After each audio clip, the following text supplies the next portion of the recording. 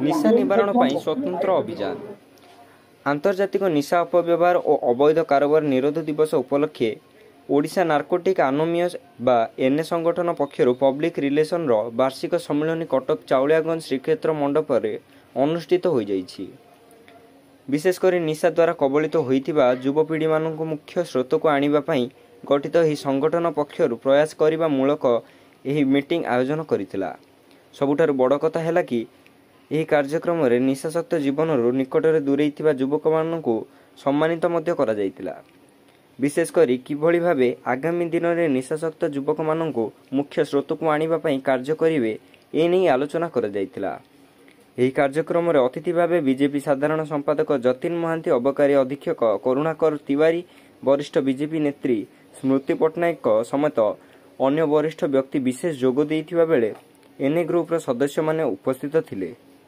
कटकरू महेश पात्रଙ୍କ report, Odisha plus.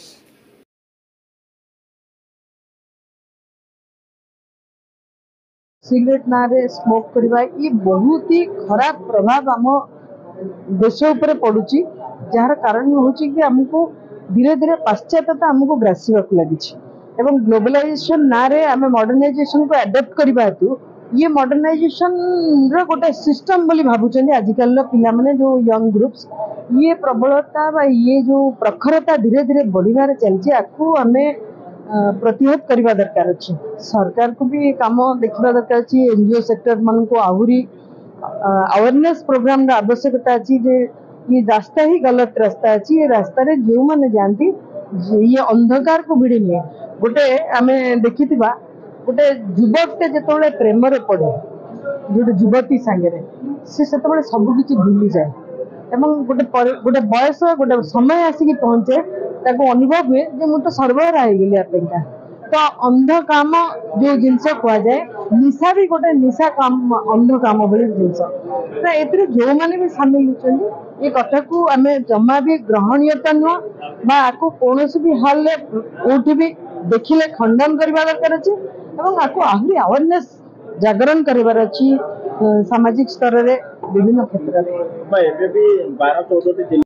आज हूँ 26 जून एंटी नार्कोटिक्स डे एवं एमती गोटे दिन रे जो नार्कोटिक्स एनोनिमस जो संस्था तरफ आज आयोजित ये जो कार्यक्रम रे जो माने कि डी एडिक्टेड आगुरी केबे निशाग्रस्त थिले एवं वर्तमान निशार चापर मुक्त होइकि से साधारण जीवन यापन करछन्ती गोटे कार्यक्रम जोग देछि एवं आज देखिकी बहुत बहुत उत्साहित लगुच खुशी भी लगुच जे जो जिनसा को साधारण भाव लोक मैंने भावती असंभव कथा जी थे निशार कबल पड़ला से मुक्ति पाइपर ना ताकू मैंने भूल प्रमाणित करने किभली भाव में परस्पर सहित गोटे जोगाजोग रही आगामी जो पीढ़ी मैंने अच्छा जो मैंने निशाग्रस्त अच्छा मुक्त करवा और आगामी पीढ़ी को किभली भाव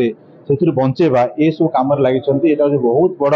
गोटे सामाजिक गोटे गोटे आध्यात्मिक काम कहले अत्युक्त हम ना।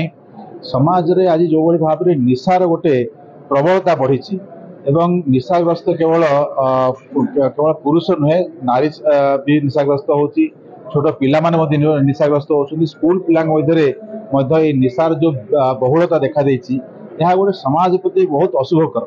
एवं आगामी दिन में समाज स्थिति कौन हम आगामी पीढ़ी कौन हम आज चिंता कला बेलू बहुत बहुत कह गले गभीर आघात लगुच तेणु से भाव से स्थित किभली भाव में आगामी पीढ़ी को से बंचे रखा एवं ये जो माने अच्छे चापग्रस्त होती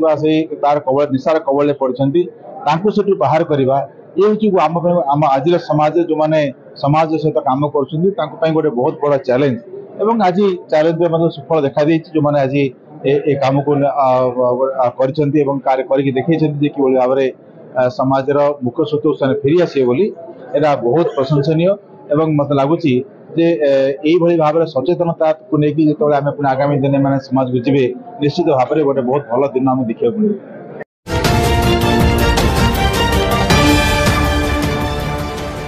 निशा प्लस